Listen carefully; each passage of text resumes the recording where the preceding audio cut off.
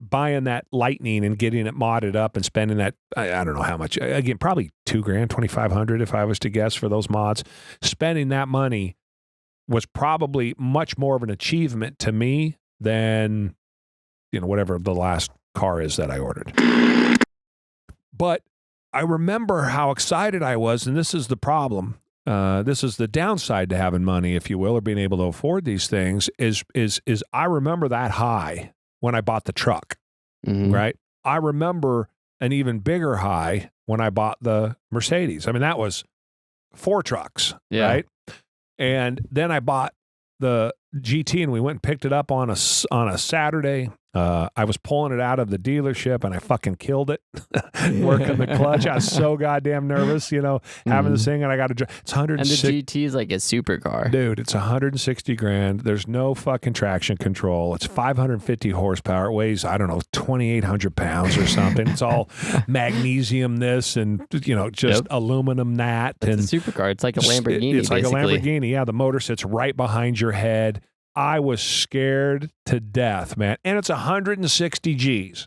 So that 160 Gs, right? I was like, shit, I got that feeling going from my $3,000 Eclipse to my $10,000. Yeah. And I'm like, yeah, you're like, if I wreck this fucker on the way home. So I remember those highs, and I remember being all nervous and doing all that. And it was special. Like you said, psychologically, within that very short time, I went from, I wasn't paying my electric bill at home in 2003 and 4. Yeah. Right? I was still having to referee all night in 2003, 2000. Well, fuck, I refereed till probably 2008, but I was still doing that to make money and to make ends meet through 2003. So from 2004 to 5 to 6, all the work I had done gained traction right there and just exploded. Now, the argument could be made I may have gone over the top a little bit, but it's kind of my program. That's kind of who I am. And if you do smart investments and you protect them, you're holding the value. Yes, which now we're a half an hour into talking about why I don't drive my car in the rain. And we still haven't got to it. Don't ask me a goddamn car question, man. So the ecstasy that I had at buying it was visceral. I can still remember it to this day. The problem is, it is my Christmas problem. When you have, if I want something, and again, I sound like an asshole, but it's perspective, and that's what I'm trying to give to everybody is what's it like to be me. When you want something, you go to Amazon and you order it now, today, right? Well, Brooke, my assistant, and my wife, Kathy, they're like, motherfucker, you better not order shit in November or December. Yep. Because they'll listen and they'll hear me say, I need to get one of those. And now they got to buy me Christmas presents. And so the Christmas presents are great, but it's really the thought that counts for me anymore. It's not what you give me. And in a way, I'm a big Christmas fan, but having money, I get why people spend $5 million and then $10 million, or, if you have that kind of money, because pretty soon it doesn't have the same feel to it. Pretty soon, when you can buy things like I can, you can get whatever you want for all of these years. Now my Shelby's come in, I just have it delivered. Somebody drops it off here, or in my case, I had a bunch of paint and things done to the latest one I bought, and then I had Roger, my buddy, go pick it up, which is sad. And I get that it's sad, and I get how can anybody imagine doing that, because we would all kill to go and pick up a $80,000 Shelby that's been worked on and is now this fucking beast of a car. And yet I don't know, it was at home when I got there. Typically the paperwork gets signed down here. Again, this makes me sound like such an asshole. I'm not signing paperwork in an office I just call the Ford dealer and click all the buttons, and then the car shows up a month or 2 or 3 or however long later after it gets made, and I get updates on how it's getting made, and then it gets delivered. So go from that to I drove my Mercedes 2 days in a row, and then it went away for 40 days, and I was like, oh, fuck, this is the longest 40 days of my life. And then the car comes back, and I just had to go drive it. It was just complete ecstasy to now look, honestly, sometimes I'm too lazy to walk down to my shop, so I just drive a truck to I'm trying work. to think of like a perspective that we could put, or that I've experienced like that. And I guess, so your assistant here, Brooke, her daughter just got into Pokemon cards, right? Okay, right. I guess it'd be kind of like that. Like I remember back when I was really young, pre 10 years old, and like I wanted a new Pokemon card, I would have to go and, pull weeds out of my grandparents' yard or whatever else for 5 or 6 hours to get $5 or whatever and go buy some cards. And like that whole experience of going and buying the cards and opening that package and seeing what you got out of it and everything else was a big thing. Right. But now if I was still into it, which I'm not, but I would just click a button on Amazon, they'd just get shipped to my house and whatever. Yeah. It is what it is. I think that's exactly having things from a monetary perspective. It's just more zeros. Mm-hmm. Sure, the shit you get is nicer, right? Mm-hmm. But nicer doesn't mean that it is more endearing. Mm.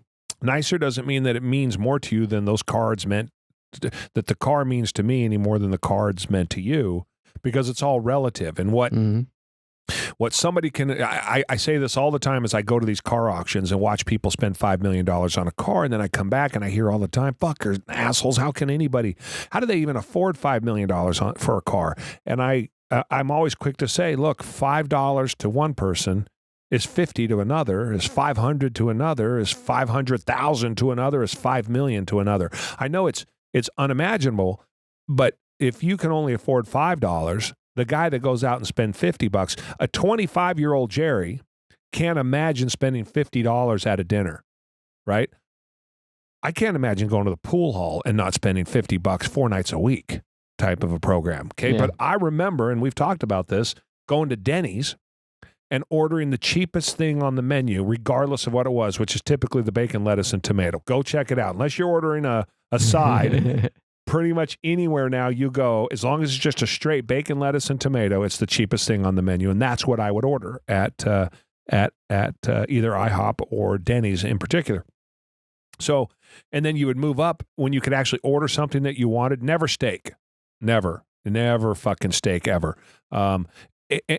And pretty soon you can afford to buy something, that's not necessarily the cheapest thing.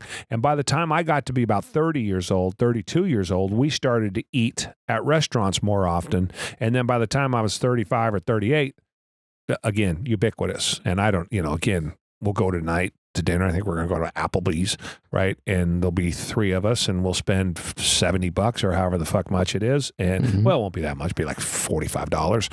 For 3 people. We don't drink, so it could easily go to $70. Oh, yeah. So however much it is, right? Yeah. And I don't even know how much it is. I just hand them my card and it gets paid because that's the nature of it. And so all of the thrill of eating out as a kid who never ate out till I was, paid for it myself. I mean, we went to McDonald's one time when I was about whatever year, after a few years after they started breakfast, which was like the mid 70s. My dad loved the hash brown, so we would go to McDonald's. But other than that, it was just, rare.